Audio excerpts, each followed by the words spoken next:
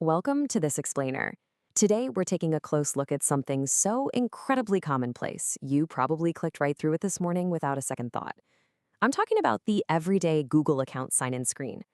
We normally treat this as just a locked door we need to push past to get to our emails, our documents, or our schedules.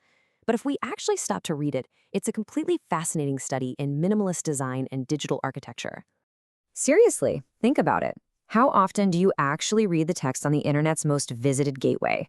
If you're like me, the answer is pretty much never. You have likely sped past these exact words thousands, maybe tens of thousands of times. Your eyes just kind of glaze over the letters because your brain already knows the destination, right?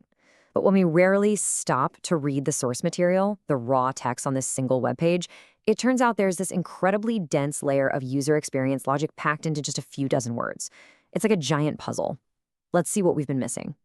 Okay, let's dive into this. Here is how we're going to break it down into 4 distinct, fascinating layers. First up, the core user journey. Second, safeguarding your digital identity. Third, designing for global accessibility. And finally, we'll look at the foundational fine print. All right, Section 1, the core user journey, deconstructing the login. So zooming right in on the micro level of the interface, the chronological intent here is all about minimalist simplicity. Look at the absolute economy of words. Step 1, use your Google account. It's an instruction, sure, but it feels welcoming. Step 2 requires you to input your identifier, labeled super simply as email or phone. Boom. That accommodates the 2 primary ways we all identify ourselves in the digital age. And step 3, just the word next. It doesn't say submit or authenticate. Next implies a journey. It implies you're simply moving forward to the next logical step. It removes friction entirely by using everyday conversational language to guide you through what is actually a highly complex technical authentication process. But what happens when that frictionless journey hits a roadblock? Tucked right under the input field, we find 2 little words, forgot email. It's tiny, but it acts as an immediate safety net. The designers know human memory is fallible, especially before we've had our morning coffee. Instead of waiting for you to fail, type in the wrong address, get a big error message, and become totally frustrated, the interface proactively solves this common pitfall right up front. It's just sitting there quietly, offering help exactly at the moment of potential panic. And this brilliantly illustrates the real dual-purpose nature of the page. The source text gives a sign-in right alongside create account.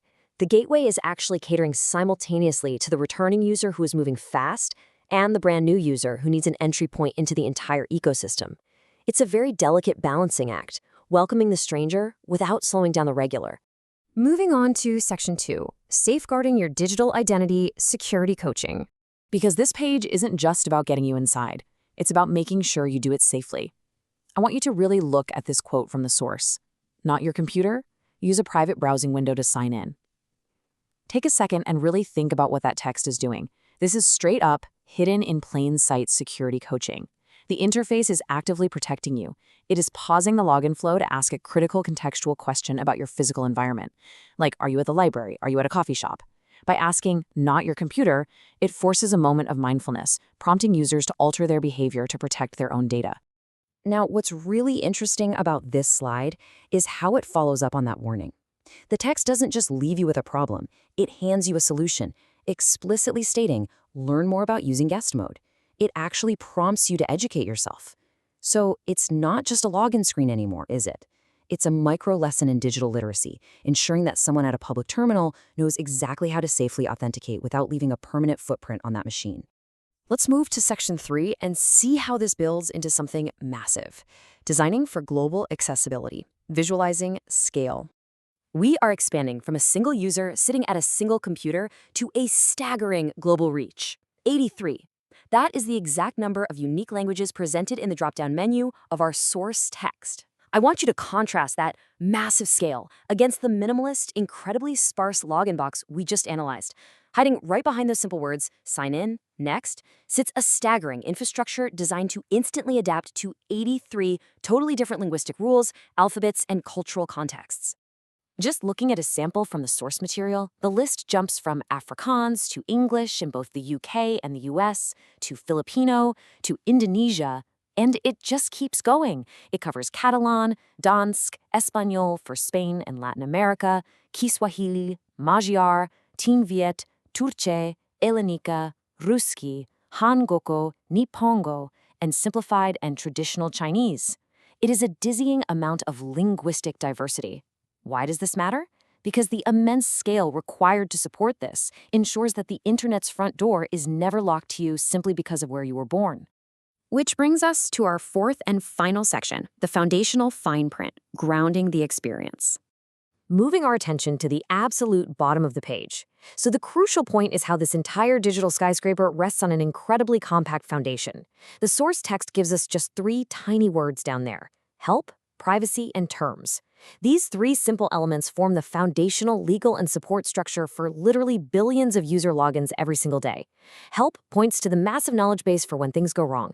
Privacy links out to the deeply complex data policies that govern your personal information. And terms represents the binding legal contract between the individual and the corporation. 3 tiny words carrying an almost unimaginable amount of legal and structural weight, just quietly holding up the entire user experience. And that brings us to the end of our deep dive. We've taken something you see every day, something you rush past, and broken it down into a highly calibrated machine designed for usability, security, global scale, and legal grounding. It leaves me with one final thought for you to ponder as you close out of this explainer.